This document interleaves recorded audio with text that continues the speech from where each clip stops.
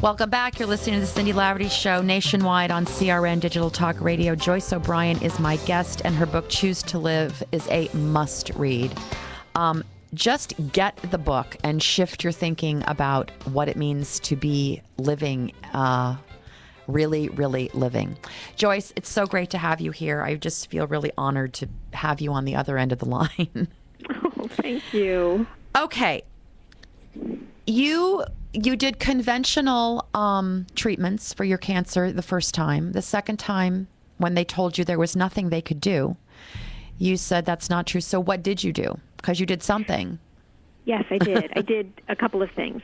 First, I had never even been in a health food store when I was diagnosed the second time. Well, you're a good Italian girl. So I basically had gone... There's a whole long story about that, which you read about, how I found the people who saved my life through the yellow pages.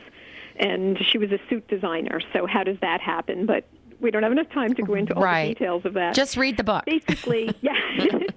It's about being guided and listening to that intuition inside of you that says, here, just follow this path, do this next thing, and trusting your intuition. So when it first happened, and conventional doctors were telling me there was nothing that they could do to save me. And then I went to someone who was an alternative practitioner, and he said, I think we could help you. That was all I needed to hear. I just needed to know that there was hope. Right. And so at that point, I had very little time, though, because it was stage 4. Right. And so I had to make a choice, and not having ever been in a health food store before, I decided to go down both routes.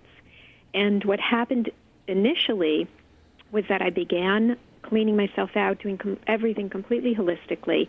And not only did I have stage 4 cancer, but I had chronic fatigue, sinus problems. I had daily headaches, migraines, IBS, depression, aches and pains, all kinds of issues. And within 30 days, it was all gone. Because you were basically eating vegetables, right? Yes, I was eating vegetables and detoxifying my body. And I just knew that major things were happening because for the first time in my life, I felt absolutely phenomenal. I had never known what it was like to jump out of bed in the morning and say, oh, my God, this is what it's like to have energy and feel fantastic. Right. And then I started the conventional treatments because I was afraid. I knew I had a very short period of time, a very short window to work within.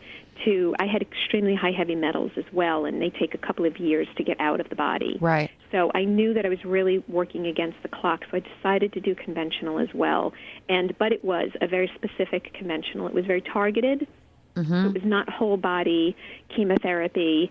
It was very specific to not only the areas that were involved, but also to the cells themselves. Right. So once I did that, though, all of my symptoms started coming back again, and I reverted back to the way that I felt before. So I knew that I was really harming myself in some way, and at the same time, I did continue to do the conventional for a period of time, and then I stopped it, and I have been 100% alternative, holistic since then. And I don't think we mentioned this, but my husband and I have been cancer-free now for 11 years this month. Yay! And our daughter's perfectly healthy, and he's walking. So. Oh. And you went and you took a huge leap of faith, and you went to Switzerland for some major treatments. Yes. Now, and you had to pay for this yourself. This is not paid for by insurance. This is just, and you don't have any insurance, so this is huge. Yes, it was huge to actually take this leap of faith. And the thought just kept going through my mind, well, I'm worth a lot less if I'm dead than I am if I'm alive.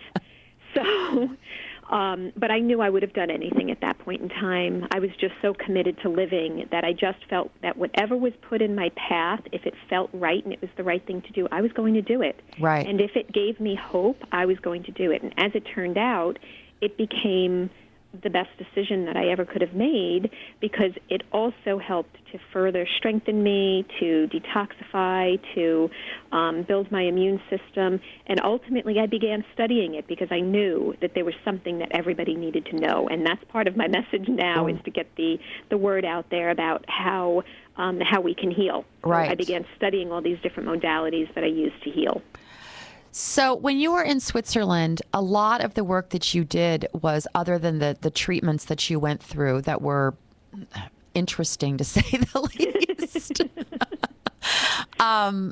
But you did a lot. But you did a lot of soulful work, and that to me was what was really so important for you. Was especially the time when you had to find what made you happy, and you didn't know. Mm-hmm. Which I thought was really interesting. But I love the part where you call your best friend Diane, and you had to ask her what? I had to ask her basically what was good about me. What was so great about you? Yeah, and she just was like, what are you talking about? Yeah, what were my positive aspects? Because I couldn't come up with them on my own. So how did she help you see yourself differently? Well, the very first thing that she did is she said, "What are you, a moron? How could you not see it?" And she got to not only say the words, but give me the examples. Yeah. As she's crying through, here I go getting choked up again. As Good. She's crying through all of the things. Yeah, exactly. By the way, it's great to cry, ladies. If you're listening, men, it's if really you're listening, great to it's cry. very cleansing. So it was about hearing from someone else what they truly thought of me. Yeah.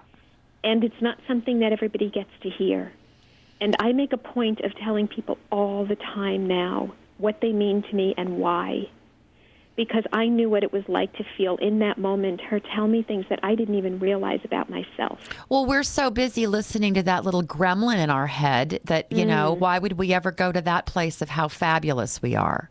Yeah, and then to believe it or accept it. Yeah. It's true. I mean, I was at a conference this summer and someone said, you know, I'm embarrassed to say this, but I'm going to say it. She said, "Do you see how great you are?" I said, "No." No, I don't. She goes, "I just want you to accept that you are." Yeah. Yeah. Most of us don't see that.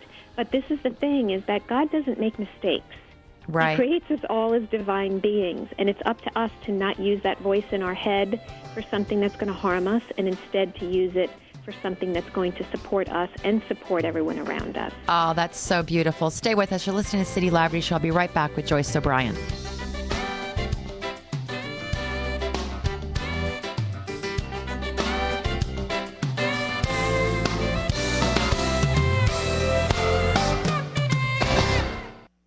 Hi, I'm Cindy.